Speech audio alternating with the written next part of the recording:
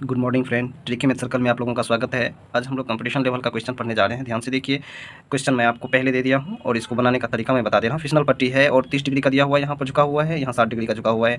तो चलिए देखते हैं इसको कैसे बनाया जाए। कहने का अर्थ हुआ BC का मान दिया हुआ है 1.5 मीटर और इसमें दिया है QR का मान दिया हुआ है 3 मीटर।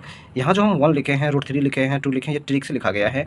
चलिए देखते हैं कैसे लिखें। बाय ट्रिक है, इन ट्रायंगल ABC पहले इस त्रिभुज से निकालेंगे तो tan 30 डिग्री का मान होता है 1/√3 और tan थीटा बराबर फॉर्मूला होता है लंब बाय आधार। तो लंब दिया हुआ है BC, यानी कि लंब दिया हुआ है 1 और AB दिया हुआ है √3, यानी ये जो tan थीटा बराबर फॉर्मूला होता है उसी के अनुसार लिखे हैं। अब देखिए, लंब और आधार मालूम है तो कर्व निकालने के लिए फॉर्मूला लगा लेते हैं। कर्व बराबर होता है लंब स्क्वायर प्लस आधार स्क्वायर रूट के अंडर में होता है, तो इसको निकालेंगे तो 2 आ जाएगा। उतना समझाने की जरूरत नहीं है आप लोगों को।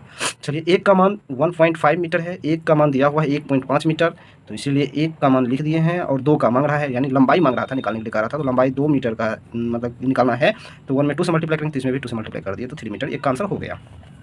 अगेन यानी कि पुनः देखते हैं, दूसरा त्रिभुज दिया हुआ है इन ट्रायंगल PQR में tan 60 डिग्री, यहाँ पर 60 डिग्री का कर रहा है और इसमें निकालना है RP निकालना है। तो tan 60 डिग्री बराबर होता है √3/1 लिख सकते हैं, तो इसीलिए हम लोग फॉर्मूला जानते हैं। tan थीटा बराबर होता है लंब आधार, तो लंब हो गया आपको QR, आधार हो गया PQ। तो ध्यान से देखिए, QR का मान 3 और PQ का मान 1 हो गया, तो फिर आगे जो निकालेंगे कर्न PR वो 2 हो जाएगा। उसी फॉर्मूला पर कर्न स्क्वायर बराबर जो फॉर्मूला होता है लंब स्क्वायर प्लस आधार स्क्वायर पर निकाल दिए हैं, तो निकल गया।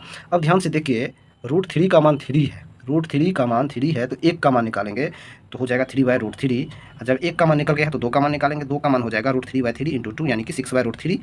इसी का रेशनलाइज कर दिए हैं, परिमेयकरण जिसको कहते हैं √3/√3 से, तो 6√3/3। अब देखिए यहाँ पर 3 इसलिए हो गया कि 2 को √3 है, √3 × √3 होता है 3, इसको इससे काट दिया तो 2√3 मीटर आ गया। इसी तरह से ये बन गया है, आप इसका आंसर कर सकते हैं।